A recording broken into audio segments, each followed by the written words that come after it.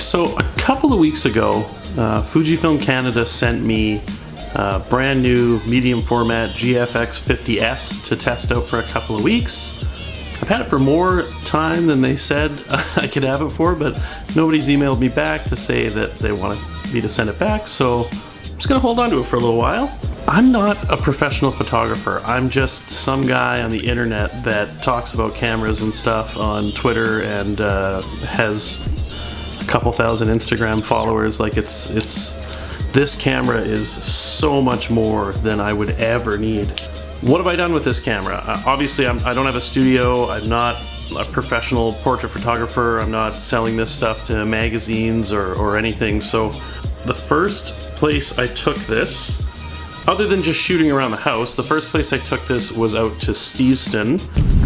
Back in Steveston, you may remember this walk from such previous vlogs as Fujifilm X-A3 for vlogging, where we found out that it wasn't very good. I'm not wearing a jacket. Pretty psyched about that. It's getting kind of springtime-ish out here. The wind is still a little bit cold, but I'll survive. Anyways, GFX.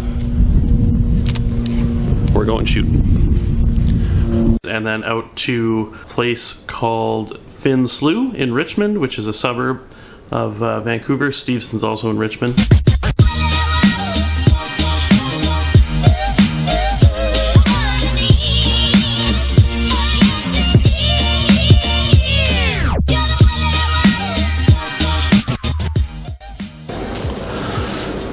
I did some shooting around the house with it.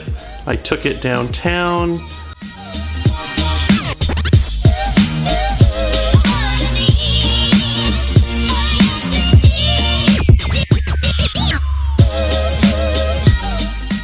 And then I took it to a barbecue competition in Langley to see my buddy Johnny from the Hog Shack.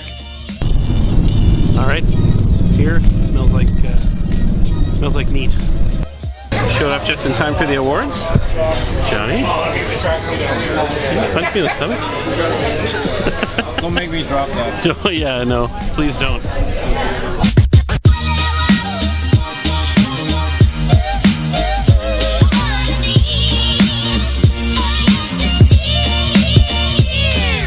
So I think overall, this camera for me, for the money, it's definitely something that I don't think I would ever buy for myself unless I decided to make the jump to full-fledged professional photography.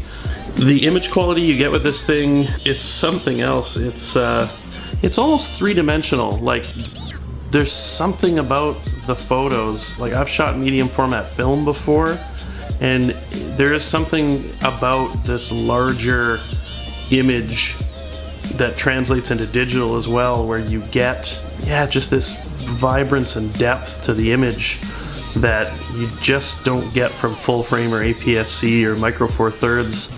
It's beautiful. And the way Fujifilm renders their colors, their film simulations, everything that anybody who's shot with an X-Series camera loves, I mean, it transfers right over to this thing. It's not as fast as your fastest full frame cameras, you know, 1DXs, or even the new Sony A9, even the Fujifilm X-T2.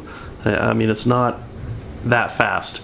It's way faster than I thought it was going to be. I think I've said that a few times, but it's definitely faster than I thought it was going to be. The autofocus is faster than I thought it was going to be. Yeah, just everything about it reacts faster than I anticipated. I was expecting a slow hunting autofocus. I was expecting slow write times. I was expecting slow startup, and they've all been completely acceptable in a camera that if you want to use it as a daily camera, you totally can. And the thing about this camera is I've got a big lens on it right now, but the body itself, I mean, it's not that big, so you could theoretically use this as a daily shooter. Now, I don't know too many people that would, because this is a lot of camera just to carry around, and it does have some weight to it, definitely when you get these bigger lenses on it. I'm just going to put it down here.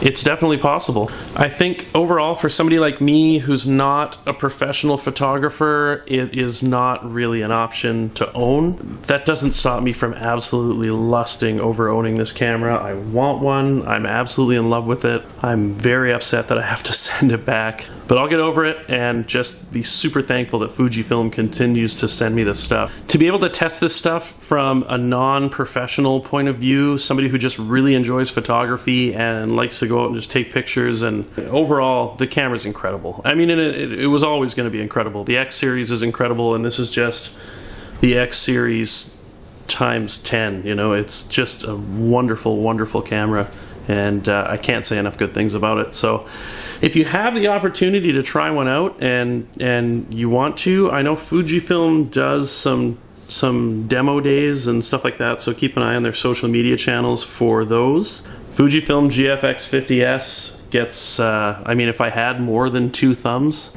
I would put them all up, but it's definitely, if you have the means and it's not going to financially cripple you to own something like that, I say go for it. That's it for this week.